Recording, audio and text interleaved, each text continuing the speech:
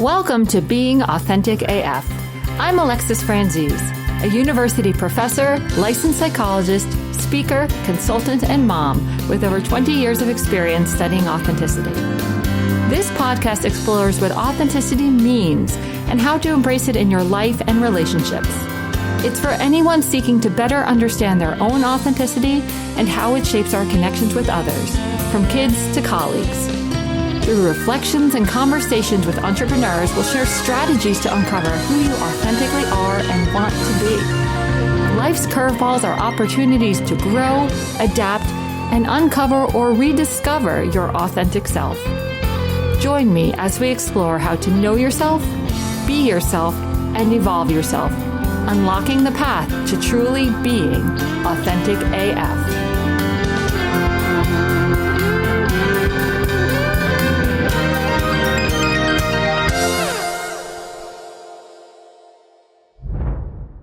Welcome to Being Authentic AF. I'm your host, Dr. Alexis Franzese. I'm here today with Dr. Tiamesha Walker-Smith. Dr. Walker-Smith is a mutual friend of mine and Dr. Mira Brancu, who was on the show a few weeks back. Dr. Walker-Smith serves as the Executive Director for ATHENA of the Triangle. ATHENA is a women's empowerment and leadership development organization. ATHENA of the Triangle is one of 500 communities across 11 countries that are affiliated with ATHENA International. She's also the co-founder of Mission Possible Consulting Services, a business solutions boutique. Thank you so much for being here with us today. Thank you, Alexis. I am thrilled to be here to have this conversation. I appreciate that. So when we met a few weeks back, it was back in March, I really enjoyed hearing about ATHENA and your journey and kind of the vision you brought to that organization and that role. Authenticity seemed to be just really evident in that journey. And so I'm excited to be here with you and to talk about authenticity. So to get us started, what does authenticity mean to you? So authenticity to me means that definition has evolved over time for me. One thing I'll tell you what authenticity is not, it's not an all access pass. And so I do feel like being authentic is what you feel in your gut, what you represent. It's your core beliefs. And over time, I've had to also understand that it's also not just the positives. It's the challenges. It's things that other people see as challenges. But if it's authentically you, it's okay. If you have like a sarcastic, cute sense of humor, that's being you authentically, and that's okay. Mm-hmm. So you said your understanding of it changed over time. Tell me a little bit about that. So I felt that others feel that if you're not giving them all the information about you, or you act a certain way at work or in a certain way at home, that you're not being authentic. And I absolutely disagree with that. I just think that if it's authenticity is operating in your natural state and you know that you're not when it doesn't feel right. If you're making decisions outside of that, I know that's true for me. If I'm making decisions or if I'm having conversations and I'm feeling like the conversation is leading me a certain way that doesn't feel natural to me, then I have to kind of self-check and come back and say, that's really not how you would answer that, or that's not your thoughts, and it's okay to share that. So I would say just maturity, experience, and time, that my definition has definitely evolved. Yeah, thank you for sharing that. I think that it is kind of a misunderstanding people have that to be authentic means that we're the same in every circumstance or that we let it all hang out. But I really do think that authenticity is contextually dependent, like that we each have an authentic aspect of ourselves in our work setting, in our personal life, yes, across different relationships and contexts that we're in. So I like to ask our guests when the question of authenticity first started to feel relevant to them. Like when you first thought, ooh, there's something here about how I present myself to the world or what it means to be true to myself. I would say, so I have in my role as HR, had 20 years of experience in HR. And I do feel that authenticity, like in that role, because you are for the employee and the employer, and you're really supposed to be neutral. But I said, I have opinions, I have thoughts, I have feelings on things, and there's some things that are policy, right? That's white and black. There's no gray in it, but it's how you interpret it and it's how you interact with people. And so I do feel like that came to me young in my career, because I was also in a leadership role very early in my career. And so people are looking to me for answers, and I'm like, in order to be authentic, I had to tell them when I didn't have the answers. And it felt, vulnerable to be in that role at such a young age and young in my career. But I have learned that that's the best way to be, as a leader, being authentic and being vulnerable and saying, I don't have the answer. Let me find out the answer. And that's an okay answer. Absolutely. Absolutely. For a lot of people, the research suggests that we start to think about the idea of authenticity in early adolescence, that around age 11 or 12, this kind of question of true self, false self, changing your behavior to fit the situation really starts to be experienced. Do you have any middle school memories? I definitely have middle school memories. Even in middle and high school, I was in leadership roles. I went to a senior high that was combined. So I entered in 7th grade and went all the way up to 12th grade. And they were doing away with middle school in the high school. So we were the last 7th graders to come in. And then at 8th grade, we were the last 8th grade class. I definitely felt the challenge to be authentic and trying to figure that out, being in 7th grade with these juniors, seniors, these upperclassmen. And just because I was in honors, we were on the same floor with the upperclassmen. So, trying to feel like you fit in and having conversations, and again, being put in leadership roles where I was 11 and these were juniors and seniors in high school. But I'm like, a VP of one of the programs, and them just kind of looking at me and me feeling like, the term now is that imposter, and like, am I truly this? I wanted them to think I was intelligent, think that I was well read. I was 11. And so just feeling like I had a lot to offer. And I felt like, for me, looking back on that, it has driven and guided me in ways that back then I didn't even know those seeds were being planted. But you felt that impression management pull. You felt that, like, I want to be read a certain way, experienced. How did you get through that? Absolutely. I had great mentors. I had people to talk to. And I would have conversations with my mom about it too, because I used to joke with her and say, she, get phone calls from work at home. And I'm like, oh, that was your work laugh, like on the phone, or that was your work tone. And it's interesting because years later, my daughter says the same thing to me. And then, thank you, COVID, from working from home. I got to hear my husband on the phone. I'm like, that's his work laugh. I'm like, that's not his home laugh. Yeah. And so I just think you mature and you understand that. For me, I understood that I have to go with what feels right for me. And you expend so much energy trying to impress and be something that you're not. That's way too much energy for me. I have to be me. And at the end of the day, I have to go to sleep and be okay with me. And so even then, I was like, you know what? This group doesn't thinks I'm this, and this group thinks I'm that. I'm just me. And all I can do is show up as me. I feel it. I mean, I do think that is a perk of aging, of kind of that freedom. Yes. To be unwilling to hide the parts of ourselves, and not, we want to be appropriate to the setting, professional in our careers, but an unwillingness to kind of hide our values or what really matters to us. So you gave voice in that answer to the importance of mentors. Yes. And I can't help but think that comes up in your work at ATHENA. So tell us a little bit about what ATHENA does and the different programs and the role of mentoring in ATHENA. Absolutely. So one of our programs is called the ATHENA Enlightened Leaders program, and it's an 8-month women's leadership development program, which we actually just celebrated the end of cohort 6 today. Wow. And so we started in 2019 just because there are people that are in search of sharing their journey with others, learning, being open to learning and realizing that we're all in different stages and ages and places in our life, and we can share those different places. You may be early career, you may be mid-career, you may be transitioning, you may be getting ready for retirement, and you're like, oh my gosh, I didn't even plan for it, but it's here. And so sharing all those different experiences is the magic of that program.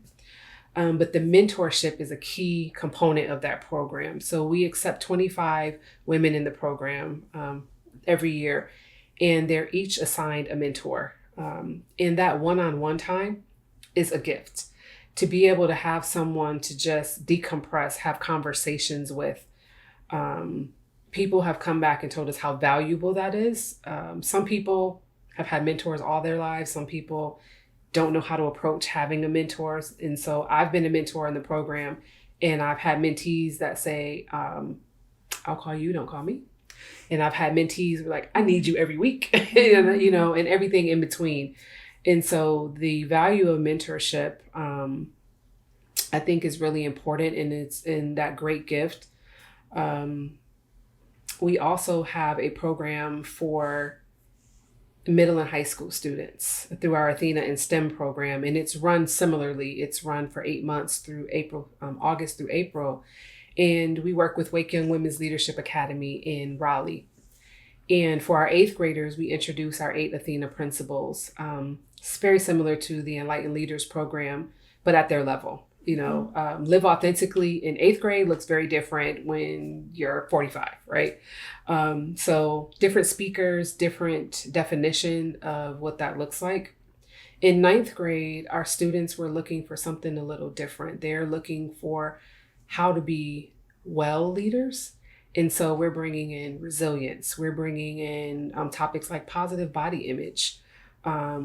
So time management, those are things that these 9th grade students asked us for. And so that's how we built that component of the program. And then in 10th grade, they go to STEM related organizations and they have on-site visits, and we have mentorship on that day. And so the volunteers from that organization, after they've either taken a tour, done some type of activity, we come together over lunch and we have discussions, much like what we're doing today, having discussions about different topics, learning constantly, advocating fiercely, celebrating. That's something that we, sadly enough, have to teach how to celebrate and remembering to celebrate.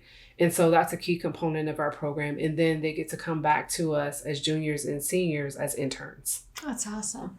I love that you're doing that. And I love that authenticity is core within what you're doing there. So I am curious, across the programs, what do you see as the factors that are impeding authenticity at different ages? So you said like authenticity looks different for an 8th grader and at age 45. Like when you listen to people, what do you hear as the things getting in the way for them?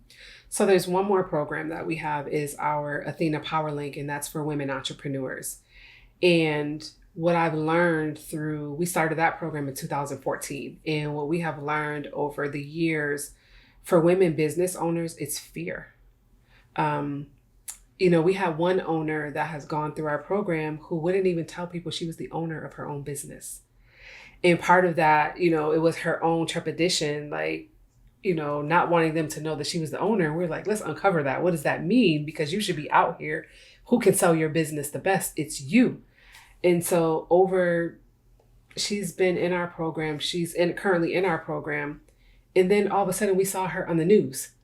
And she was coming out on the news as an owner. She was doing a give back with youth. And we're like, she went from not wanting anyone to know who she was to now she's on the news with her business. And so I do think that they've struggled. The entrepreneurs have struggled with authenticity. One, just not wanting to upset the boat, if you will, from potential clients or potential customers. So I think they struggle with that. Some of them, this was their hobby turned into a business.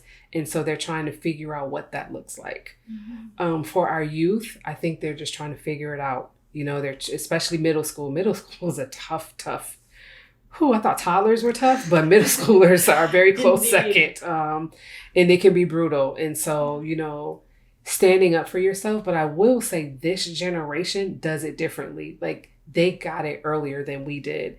They understand how to stand up for themselves. They understand how to advocate for themselves. It's not without fear. It's not without, being vulnerable, but they're getting it earlier than we did. Why do you think that's the case? Where does that come from? Our generation telling them. Like, I remember, my mom always told me, have great work ethic, show up, be there, enjoy what you do. If you don't, get out. Don't, like, she advocated for that. She advocated for not, being there 30 years just to get the gold watch. She's like, if you don't absolutely enjoy what you're doing, and not to say there will be challenging days, she taught me that. She instilled those values. She always told me never come back on vacation on Monday, come back midweek, like, take care of yourself. And so I think it's us and our youth seeing us. Like, my daughter, she's like, I am not going to be 1,000-hour-a-week worker. I will give you my best. I will do all of the things. But when it's my time, it's my time. And, I don't want to be contacted by phone. Don't email me. Don't text me. Like, it's time to shut down. And I think they're seeing us and they're like, we're not going to do what our parents and grandparents did. It's really refreshing to hear that perspective. And I'm glad you're giving voice to that, because I think there's so much dialogue and conversation about kind of the influence of social media in a very negative light. And I think some of that has a negative view of our current, adolescence in society. But I like hearing that perspective and the internalization of those positive values and those really kind of appropriate boundaries and the value of self-advocacy. In college, I had the chance to work for General Motors, and it was interesting to be on an assembly line, and, there were workers there for years and years and years. And we came in, fresh college students, and there were quotas, and we came in. And, they told us by lunch, you should be at this number, by quitting time, you should be at this number. Well, we were at the quitting time number by first break. And so, the workers there, they were in upheaval. Like, what are you doing? Like, their work ethic was different. And we're like, no, we don't want to work 8 hours for something we can do in 2. Right. Like, and for us, it was being authentic. It's not going to take us 8 hours to do that. Whereas some of the other workers were like, we're trying this out. That's so interesting. You've had a variety of interesting occupational experiences. I know you said we were talking a little before the show, and you said you worked as a teacher. Yes. I would love to hear more about that and authenticity within that setting. Yes. So I went into education. I received certification 7 through 12 social studies. But my first placement was in a first and second grade. And in New York, they called it inclusion class. Mm-hmm. And so that was a very interesting year of middle and high school certification, but in the elementary school. And it was when I did get placement in a high school that I knew that I did not want to be a teacher. I felt that there was so much red tape around it, and to where I could help and assist youth in different ways outside of the classroom. At that time, I was also a Girl Scout leader. And so I just felt so much more fulfillment and ability to work with them in different settings than in the classroom. And so for my authenticity came through of me saying, this isn't the space for me to be able to work with you. Mm-hmm. In making that decision and sharing it with others, did you feel that others weren't going to receive that? Because I think for a lot of people, authenticity gets submerged when we have kind of internalized the dominant narratives of how we are supposed to be or what other people expect of us. What was that like for you when you made that transition? So I had my 12th grade English teacher who said, there were 2 of us. And it was my best friend then in high school. Her name was Takesha, and we were called TNT. And so he really tried to push and guide us to becoming teachers. And two of my big mentors, my first grade teacher and my third grade teacher, who I still talk to, just talked to one the other day, who are amazing teachers, and that's what they were meant to do. And I felt kind of pushed in that area from a wonderful person, but it wasn't for me, and it was okay. And I get to come back and again work with youth in a different way. And so nothing against the educational system at all. I think people who teach at any level are amazing, and you definitely have to have that personality and authenticity for this is what I want to do. This is the end goal. Mine was just a little different. Mm-hmm. And did you get any negative response from anyone you made that when you made that transition, or people understood your reasoning? I think because that was never really my career goal in the first place. It really was a transition for me, and it helped me see, okay, this was plan A. There really wasn't a plan B. So I was kind of in that gray area, and then I was able to step into then what launched my career. Yeah. I appreciate hearing that story. I know in my own leadership experiences, I really appreciate when people get themselves. Like when they have self-knowledge and self-understanding and see themselves clearly and kind of own what matters to them and invite other people to kind of join them in that understanding too. And it sounds like you did that. So I want to think for a second about your transition into Athena and if authenticity was at stake in that transition. I am absolutely smiling because when, so Athena was an advisory group that brought Athena PowerLink to the Triangle. And that is our program that works with women entrepreneurs. And in 2015, they started transitioning and saying they wanted to become a 501c3 and wanted to figure out how to start that process. And when I had just relocated to North Carolina from New York, and was still trying to figure out what that was going to look like for me. And I just happened to meet, my husband happened to meet one of the then advisory group members at a chamber event and just had a conversation about, you're new to the area. What does your wife do? And he started talking about my background. She's like, hey, I think she needs to talk to, some more members of our group. And I remember when I had the conversation and then the opportunity came to become the first executive director. And I went to my mentor and leadership coach and I told her all the reasons why I shouldn't do it. I had this conversation like, I'm the ops person. I'm the behind the scenes person. I am not the shake hands and kiss babies, person. This is not me. And she just let me vent and I just talked and talked and talked. And then she's maybe 30 minutes and she was just quiet. And I was like, you don't have anything to say? And she's like, I'm just waiting for you to finish. And I said, okay. And she said, so with everything you just said, I don't understand why you haven't signed the contract. And I was like, wait a minute. I just told you all the reasons why.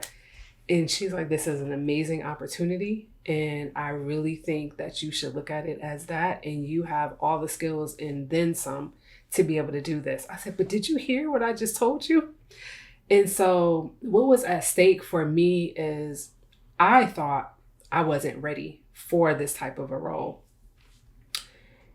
As I've continued the journey and I am celebrating 9 years now, I feel like I proved myself wrong in all the points that I was making about why. But for me, I didn't want to fail. And instead of looking at it from the opportunity lens, I was like, this is big. This is a community at stake. And I didn't know the community.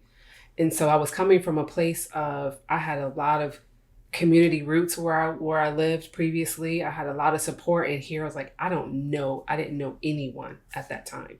And so I was like, I don't have that covering of my community, my tribe around me to be able to make this succeed.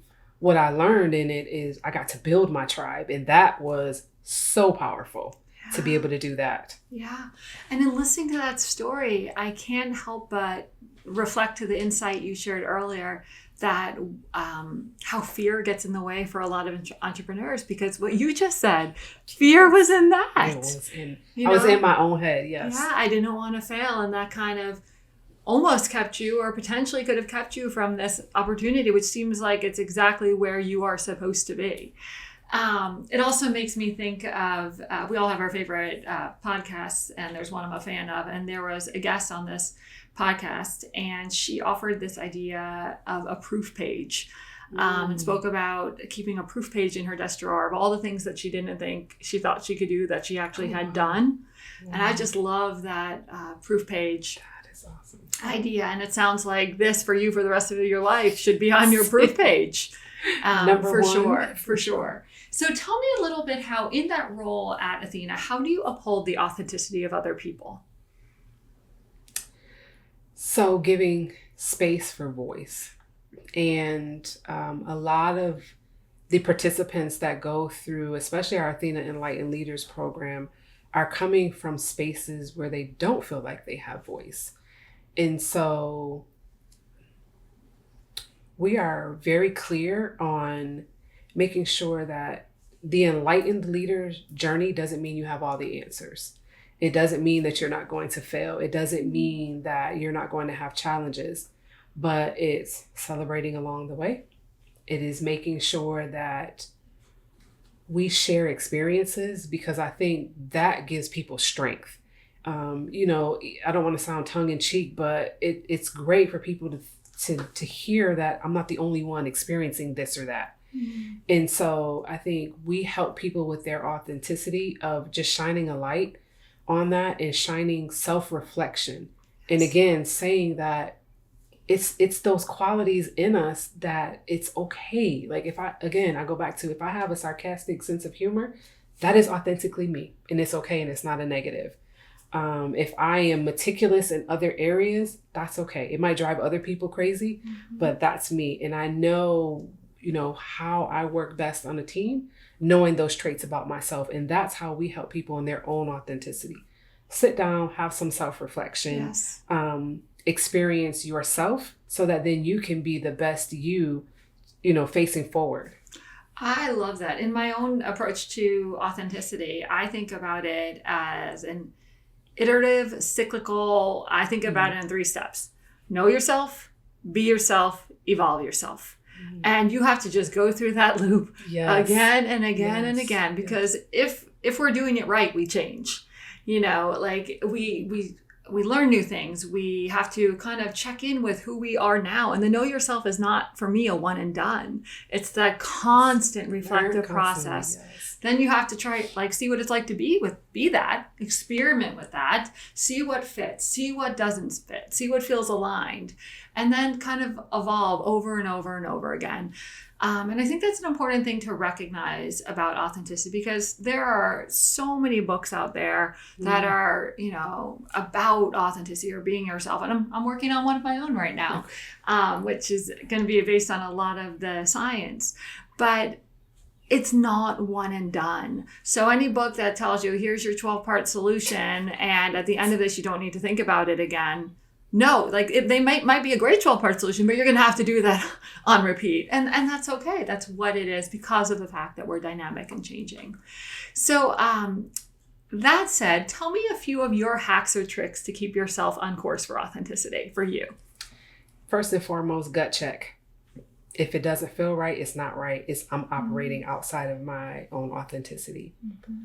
Also, I have people around me who will give me those checks. I have an amazing board of directors from a professional sense, but I have amazing board of directors on a personal sense. And so I just have people around me that even if it seems like I'm operating outside of myself, will give me that tap and just kind of turn my focus. I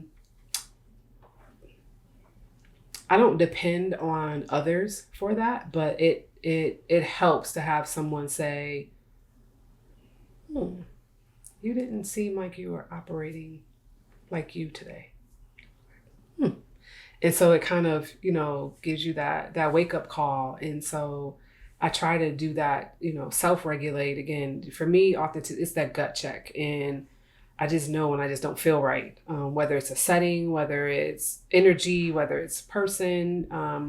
And so for me, that's what helps keep me on course, is that self. And part of that is knowing me. Yeah, that's awesome. And I think for a lot of people, I think there's some defensiveness for folks that can get in the way of when other people say, ooh, this feels a little off, where we might feel criticized in that.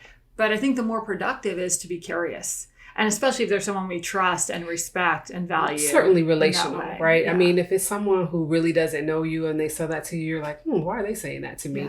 Versus someone I have a relationship with and who knows me. Yeah. And even that is to a certain degree, because as I opened, authenticity is not an all access pass. And so, even those relationships, they don't know every single thing about me. Like when people say, oh, I didn't know that, I'm like, there's certain people that know this, there's certain people that know that, and it's okay. Sure. You don't have to know every phase, every page of my journey. It's okay. And I don't expect that from others either. Can you think about times where you got that feedback and it was spot on? Where you kind of, I guess that's a yes. I had some professors during my master's program who spot on. Absolutely spot on, who I was mad when I received the feedback, but I also understood the feedback from them. And I had a supervisor who she was good with that. Again, trying to manage when you're in HR, and my natural self is empathetic, but I also have this. I had a CEO who used to say the two B's of balancing business and benevolence. And so I used to have to do that self-check of, the empathetic, benevolent side of me, but the HR hat side of me is, this is the policy, this is what we have to do. And so there would be an internal struggle, but at the end of the day, again, my values would have to overshadow that. Like that, I have to lead with that. And again, I have left organizations when that just didn't feel right, or I felt like I wasn't in a space to be able to carry out my duties authentically. And do you feel like being authentic is a privilege? Like, do you think everybody has equal access to context or settings? No, I don't. Thank you for clarifying that, because I don't. So I had a conversation a couple of weeks ago about mentorship, and I was telling them about a conversation I was having with my daughter, who's in her own PhD journey and was having some challenges with an advisor. And I was giving her some advice and I stopped like mid-sentence, and she's like, what happened? Did something happen? And I said, I'm giving you advice from the lens of an experienced leader, not as someone who is young in their career, just starting out. And I had to curtail what I was saying, because I know that there isn't the luxury or the freedom in certain contexts and in certain stages of your career journey. And so you have to not be non-authentic, but you do have to temper your message. I totally agree with that. And I think considering one's positionality when evaluating authenticity is really an important area. So as our final question, to close us out, authenticity, heroes, models, mentors, anyone that comes to mind when I say that? Yep. And I just told this story earlier today. And so we had a CEO and we had a crisis situation at an organization. She called all of us C-suiters in, and she said to us, this is the situation and I don't have any answers. I don't know what to do. I don't know how to solve it. And between the four of us, within an hour, we had talked through it and we had made a game plan. We were going to reconvene in 2 hours and come back and see where each of us were in our role to solve the situation. The authenticity for her, I admire to this day. And this was almost 2 decades ago now. because she was so vulnerable with us to be, a CEO and a leader of this organization, and to say that I don't have the answers, that to me just represented authenticity. A leader who was vulnerable, who was transparent, and she will always be my Shiro. Absolutely. Thank you for sharing that. I have really enjoyed talking with you today. I thank you so much for your time. And if you want to learn more about Athena, www.athenainternational.org. Athena of the Triangle. Do they also have an international website? They do. Is it that? Did I just make that up? It might be. But athenaofthetriangle.org is the one you should go to. And missionpossibleconsulting.com. Yes. If you'd like to learn more about Dr. Timaesha Walker-Smith and her work. Thank you again for being here today. Thank you for having me. I appreciate it. Thank you for joining us on this episode of Being Authentic AF. If you liked what you heard, please subscribe to our series wherever you get your podcasts so that you never miss an episode. Until next time, keep being Authentic AF and let that authenticity uplift and inspire others. Take care.